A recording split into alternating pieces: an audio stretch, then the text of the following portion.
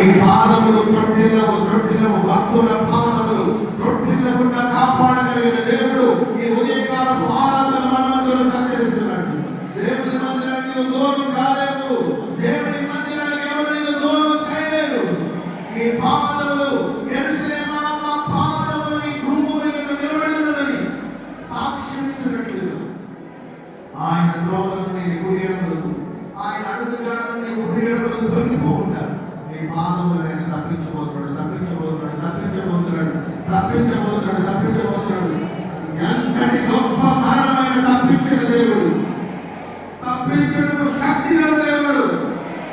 గతంలో తప్పించాడు, నేను తప్పిస్తున్నాడు, రాబోయే కాలం అంతా ఆయన తప్పించబోతున్నాడు.